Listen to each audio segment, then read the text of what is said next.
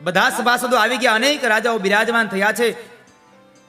માનસકાર એમ કહે છે કે એક સાથે 10,000 રાજાઓ બેસી શકે એવી વ્યવસ્થા કરી છે રાજા જનકે. એવી વ્યવસ્થા થઈ અને બરાબર રાજા જનકે ઘોષણા કરી છે કે સાંભળો ભાઈઓ, હે રાજાઓ, જ્યારે મારી દીકરી જાનકી 3 વર્ષની હતી ત્યારે આ ભગવાન શિવનું ધનુષ્ય લઈ અને એ રમતી હતી. આજ એ જ ધનુષ્યને જો કોઈ પણછ ચડાવી આપે, એની સાથે મારી દીકરી જાનકીના લગ્ન થાય, એના ગળામાં મારી દીકરી વરમાળા પહેરાવે. જે પણછ ચડાવી આપે અને ધનુષ્યને મધ્યમાંથી તોડી આપે. ઘોષણા થઈ અને બધાય રાજાઓ 2 હાથ જોડી આંખો બંધ કરીને ભગવાન ગણપતિની પ્રાર્થના કરે.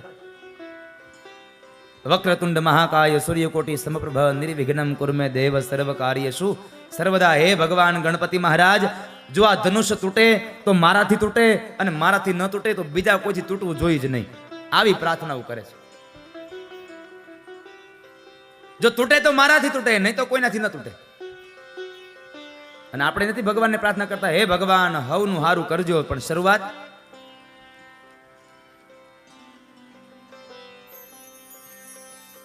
એક પછી એક રાજા આવે છે. પણ એ સમયે માં જાનકીએ માં ભવાનીને પ્રાર્થના કરી કે હે માં, આ ધનુષ્ય કોઈનાથી ઉપડવું ન જોઈએ. માં ભવાનીને પ્રાર્થના કરી અને ભવાનીએ ભગવાન શિવને વાત કરી.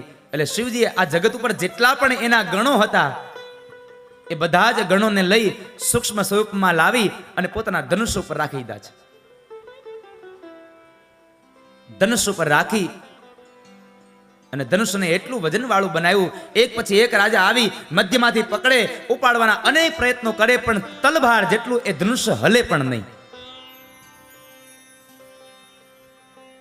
જે રાજાઓથી હલ્યું નહીં એ રાજાઓ વયા ન ગયા, પાછા બેસી ગયા.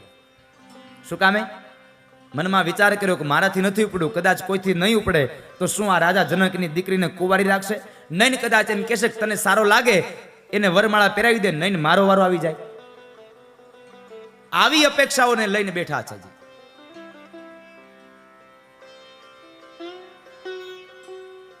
આવી અપેક્ષાઓને લઈને બેઠા છે. એ સભાની અંદર અભિમાનનું પુતળું રાવણ પણ હતો. એનો પણ વારો આવ્યો. એનાથી પણ ધનુષ્ય હલ્યું નહીં. અને કહેવાય છે કે જ્યારે કોઈનાથી ધનુષ્ય હલ્યું નહીં, ઉપડ્યું તો નહીં પણ હલ્યું પણ નહીં. અને એ સમયે રાજા જનક ક્રોધમાં આવીને બોલે છે કે શું આ ધરતી વીર વિહોણી બની છે? શું આ ધરતી ઉપર હવે ક્ષત્રિયો રહ્યા નથી? આજથી હું આ ધરતીને વીર વિહોણી સમજીશ, ક્ષત્રિય વિહોણી સમજીશ.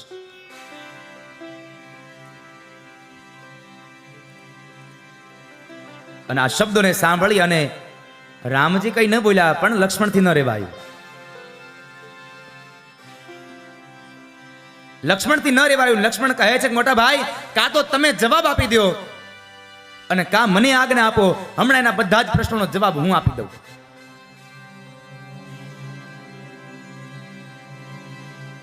રામજીએ લક્ષ્મણને શાંત કર્યા છે. લક્ષ્મણ, થોડી શાંતિ રાખો. પણ લક્ષ્મણ કહે છે કે મોટા ભાઈ, જ્યાં સુધી રામ અહીંયા બેઠા છે ત્યાં સુધી જનકથી બોલાય કેમ કે આ ધરતી વીર વિહોણી છે, ક્ષત્રિય વિહોણી છે. લક્ષ્મણને શાંત કર્યા અને રામજીએ વિશ્વામિત્ર મહારાજ સામે નજર કરી. વિશ્વામિત્ર મહારાજે આજ્ઞા આપી કે રામ જાવ, હવે તમારો વારો છે. રામજી ઉભા થયા, 2 હાથ જોડી વિશ્વામિત્ર મહારાજને વંદન કર્યા, વડીલોને વંદન કર્યા, માં કૌશલ્યાને વંદન કર્યા અને પોતાની જન્મભૂમિને એવી અયોધ્યાને પણ વંદન કર્યા છે. કારણ આ જગતની અંદર ભગવાન રામ કહે છે સ્વર્ગ કરતા પણ દુર્લભ હોય તો એક જન્મ દેનારી માં અને એક જે ધરતી ઉપર જન્મ થયો છે એ જનની, એ જન્મભૂમિ. એટલે તો વેદોમાં લખવું પડ્યું, જનની જન્મભૂમિ સ્વર્ગાદપી ગરયસી. સ્વર્ગ કરતા પણ દુર્લભ એ જનેતા છે અને એ જન્મભૂમિ છે. જનની જન્મભૂમિ સ્વર્ગાદપી ગરયસી. રામજી ઉભા થયા, માં કૌશલ્યાને વંદન કર્યા છે. ચાલતા ચાલતા પોતાના મંજિલ સુધી આવ્યા છે. જે જગ્યાએ ધનુષ બાણ પડ્યું છે ત્યાં આવી અને ભગવાન શિવને વંદન કર્યા છે. શિવને વંદન કર્યા છે, જેનું ધનુષ છે એ શિવને વંદન કર્યા અને ત્યારબાદ એને ધનુષને વંદન કર્યા. આ બાજુ રામજી વંદન કરે અને અહીંયા માં જાનકી માં ભવાનીની પ્રાર્થના કરે કે હે માં, હવે આ ધનુષ હળવું ફૂલ જેવું થવું જોઈએ અને મારા રામથી ઉપડવું જોઈએ.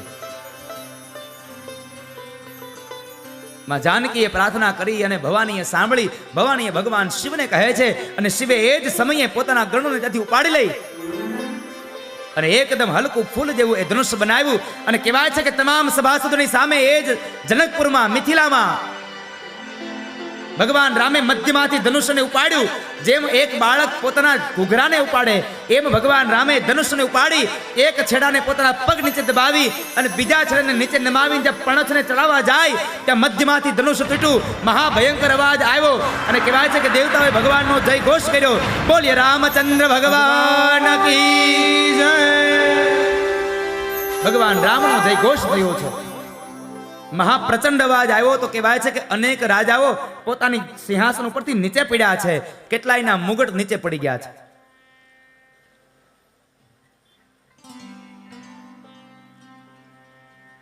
આનંદનો અવસર આવ્યો સાહેબ, કારણ આજ રામે ધનુષનો ભંગ કર્યો છે. રામજીએ ધનુષનો ભંગ મધ્યમાંથી કર્યો છે. જો છેડા ઉપરનો ભાગ તોડે તો લોકો એમ કહે કે છેડાનો ભાગ તો પતલો હોય એટલા માટે તૂટી ગયો હશે, પણ નહીં, મધ્યમાંથી એને ભાગને તોડ્યો છે. શું કામે? રામજી મધ્યમાં ઊભા છે. યુવાની અવસ્થા એ ઊભા છે અને યુવાની અવસ્થા એ મધ્ય અવસ્થા છે. બાલ્ય અવસ્થા, યુવાની અવસ્થા અને વૃદ્ધાવસ્થા બેયની મધ્યમાંની ઉંમર એટલે યુવાની અવસ્થા. એટલે રામ કહે છે કે મેં ધનુષને મધ્યમાંથી તોડ્યું છે. રામને 3 જગ્યાએ લીલાઓ છે: અયોધ્યામાં, જનકપુરમાં અને ત્યારબાદ વનમાં. જનકપુરમાં પણ એ મધ્યમાં ઉભા છે એટલા માટે થઈ અને મધ્યમાંથી બાણને તોડ્યું છે.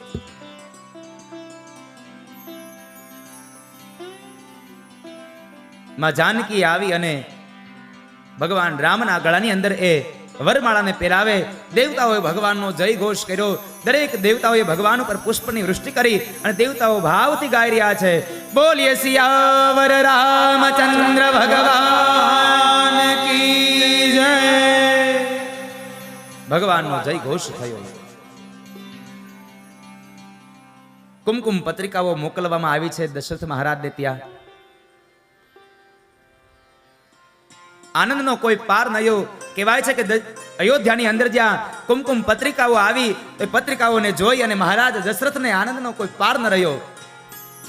કારણ મારા રામના લગ્ન છે.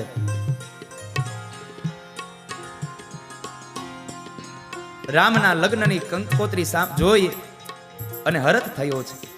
ગળામાંથી એક માળા કાઢી અને સૈનિકોને આપવા જાય છે.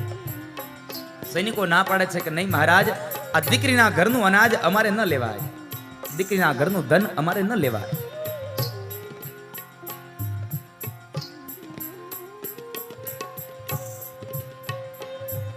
એ સમયે દેવર્ષિ નારદને બોલાવ્યા અને નારદને કહે છે કે નારદ, હવે તમે લગ્નનું મુહૂર્ત કાઢો. લગ્નનું મુહૂર્ત નીકાળ્યું કે માગસર સુદ પાંચમ અને ગૌરજ સમય.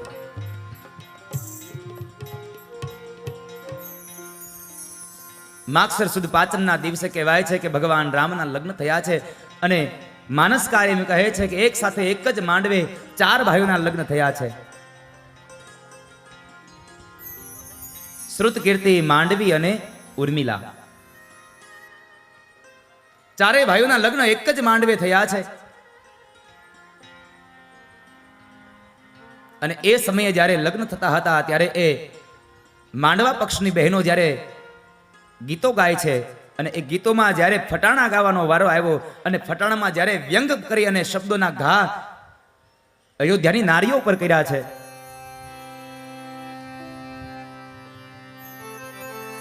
અને એ સમયે જનકપુરની બહેનો બોલ્યા છે કે અયોધ્યામાં ક્યાં છોકરા થતા હતા, આ તો માત્ર ખીર ખાધીને એટલે છોકરા થયા. અયોધ્યામાં છોકરા થતા ન હતા, આ તો ખીર ખાધી એટલે છોકરા થયા. રામજી કઈ ન બોલ્યા, શત્રુઘ્ન મહારાજ, ભરતજી મહારાજ કઈ ન બોલ્યા, પણ શેષ અવતાર લક્ષ્મણથી સહન ન થયું. લક્ષ્મણ કહે છે કે બેનો સાંભળો, અયોધ્યામાં તો ખીર ખાવાથી છોકરા થયા એનો વાંધો નથી, પણ જનકપુરમાં તો પ્રસૂતાની વેદના વેઠવી ન પડે ને એટલે છોકરીઓને જમીનમાંથી નીકળવું પડે છે.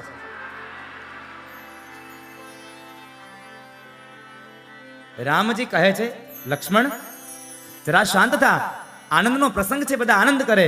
અને ત્યારે લક્ષ્મણ બે હાથ જોડીને મોટા ભાઈને કહે છે, મોટા ભાઈ માફ કરજો, પ્રસંગ આનંદનો જરૂર છે, આનંદ કરો એમાં વાંધો નથી, પણ મર્યાદાઓને મૂકીને આનંદ ન થાય. મર્યાદાઓ મૂકીને આનંદ ન કરી શકાય. મર્યાદાઓનો લોપ ન થવો જોઈએ, વિવેક ન ભૂલાવો જોઈએ. ત્યારબાદ ચારે ભાઈઓની જાન પરણીને ઘરે આવી અયોધ્યામાં આવે. એ અયોધ્યામાં જાનના સ્વાગત થયા છે, એના સામૈયા થયા, એમને પોખણાથી પોખવામાં આવ્યા છે.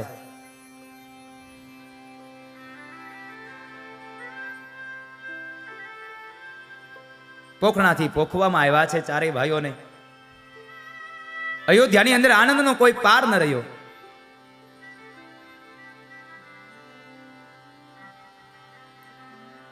સમય વીતવા લાગ્યો છે અને એવાની અંદર બરાબર એક દિવસના સમયે મહારાજ દશરથ જ્યારે પોતાની રાજગાદી પર બેઠા છે અને પોતાનો મુગટ જરા ત્રાસો છે એને બરાબર સીધો કરવા જાય, તેના કાન પાસે એક સફેદ વાળ દેખાયો છે.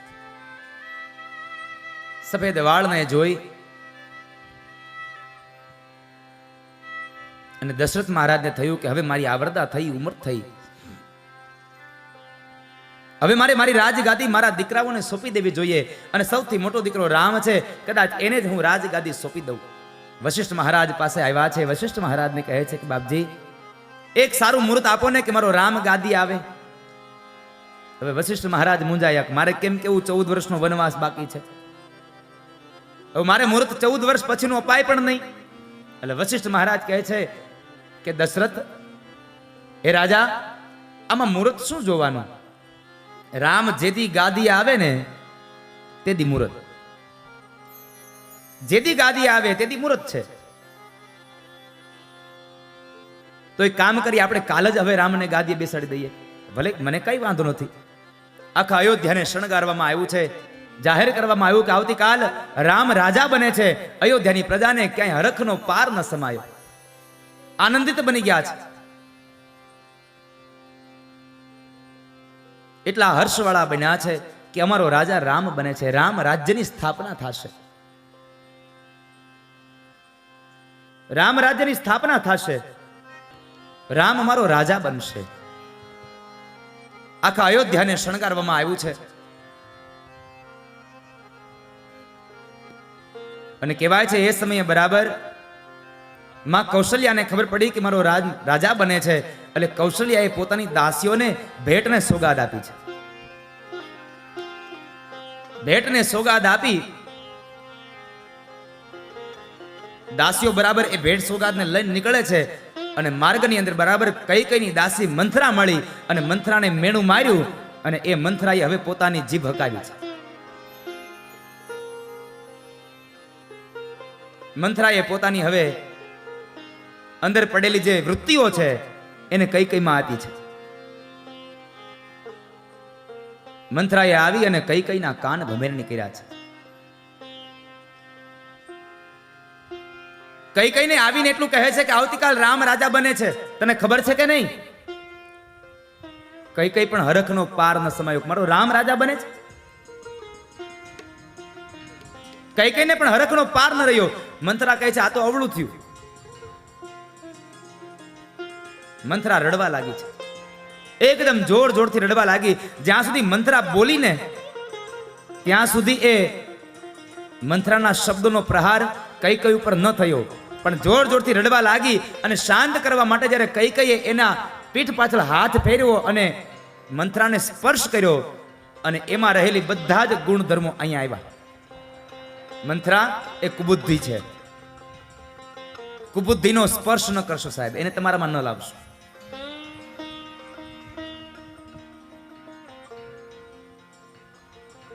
કઈકઈના કાન ભમરણી કરીને કહે છે કે રાજા રામ બને કે તારો દીકરો ભરત બને, મને શું મળવાનું? હું તો દાસી જ રહેવાની છું, હું તો તારું હિત ઈચ્છતી હતી એટલા માટે કહેતી હતી. કે રામ રાજા બનશે તો આખી જિંદગી તમારે ચાકર બની અને સેવા કરવી પડશે, દાસી બનીને સેવાઓ કરવી પડશે. માટે હજી એક કામ કર, તારી પાસે સમય છે. મહારાજ દશરથ પાસે તારા 2 વરદાન બાકી છે. આ 2 વરદાનને તું માગી લે. પણ યાદ રાખજે, પેલા વરદાનમાં તારા દીકરા ભરતને ગાદી અને બીજા વરદાનમાં રામને 14 વર્ષનો વનવાસ. મંથરાએ કાન ભમરણી કરી અને દશરથ મહારાજ પાસે કઈ કઈએ 2 વરદાન માંગ્યા છે. ક્રોધ ભવનમાં જઈને કે પેલું વરદાન મારા ભરતને રાજગાદી. દશરથ કહે છે કે ગાદીએ ભરત આવે કે મારો રામ આવે, મને શું ફેર પડશે? મારા તો 4 દીકરા સરખા છે. પણ રાજનો નિયમ હોય છે કે મોટો દીકરો હોય એ ઉત્તરાધિકારી સૌ પ્રથમ પેલો ગાદી આવે. પણ તારો ભરત આવે તો મને કોઈ વાંધો નથી. અને બીજું વરદાન, રામને 14 વર્ષનો વનવાસ. આ 14 વર્ષનો વનવાસ શબ્દ સાંભળ્યા અને દશરથ મહારાજે પોતાના 2 હાથ કાન ઉપર મૂકી દીધા છે. મહારાજ દશરથ કહે છે કે કઈ તારા ભરતને ગાદી આપ, એમાં મને વાંધો નથી, પણ મારા રામે તારું શું બગાડ્યું? મારા રામને 14 વર્ષનો તું વનવાસ આપે છે. આ વરદાનને તું પાછું માગી લે. આના સિવાય તારે બીજું જે જોતું હોય તું મારી પાસે માગી લે, પણ મારા રામને વનવાસ ન દે. કઈ કહે છે, હમણાં કહેતા હતા ને કે અમારું રઘુકુળ છે. ક્યાં ગયું તમારું રઘુકુળ? રઘુકુલ રીત સદા ચલી આય, પ્રાણ જાય બરું વચન ન જાય. હમણાં જ બોલ્યા હતા મહારાજ. ક્યાં ગયું તમારું રઘુકુળ? મારે એક પણ વચન નથી, જાઓ. મહારાજ દશરથ અતિ કલ્પાંત કરતા કરતા આઘાત લાગ્યો. રામ રામ કરતા કરતા મૂર્છિત થઈને ધરતી પર ઢળી પડ્યા છે. રામજીને બોલાવ્યા અને રામને ખબર પડી કે મારા પિતાશ્રીએ 2 વચનો આપ્યા અને એમાં 2 વચનમાં ભરતને ગાદી અને મને 14 વર્ષનો વનવાસ. માં કઈ કઈને વંદન કરીને કહે છે કે માં, તે મારા ઉપર કૃપા કરી છે. અયોધ્યાની ગાદી તે ભરતને આપી અને વનની ગાદી તે મને આપી. મને કેટલા મહાપુરુષોના દર્શન થશે, મને કેટલાય મહાત્માઓના દર્શન થશે. તે મારા ઉપર તો કૃપા કરી છે. 2 વચનોને લઈ રામ, લક્ષ્મણ અને માતા જાનકી જ્યારે જંગલમાં જવા તૈયાર થાય છે, એ સમયે જાનકીની આંખમાં અશ્રુઓ હોય છે. એ સમયે એક પ્રસંગ બન્યો છે ને એ પ્રસંગો આજની ભારત વર્ષની દરેક બહેનોને ઉપદેશ આપી જાય છે. રામ, લક્ષ્મણ, માતા જાનકી અને કૌશલ્યા ઉભા છે અને એ સમયે બરાબર માતા જાનકીની આંખમાંથી અશ્રુઓ વહ્યા છે. એટલે માં કૌશલ્યા જોઈને કહે છે કે બેટા વૈદેહી, તું શા માટે રડે છે? તારે જંગલમાં નથી જવાનું. તને રામ વગર જેટલા દિવસ અહીંયા ગમે એટલા દિવસ તું અયોધ્યામાં રહેજે, અને તને અહીંયા ન ગમે તો તું તારા પિતાશ્રીને ત્યાં જઈને રહેજે, પણ તારે જંગલમાં નથી જવાનું. તું ના રડીશ. ત્યારે માં જાનકી કહે છે કે માં, જો માણસથી એનો પડછાયો જુદો થઈ શકે ને તો હું મારા રામથી જુદી થઈ શકું.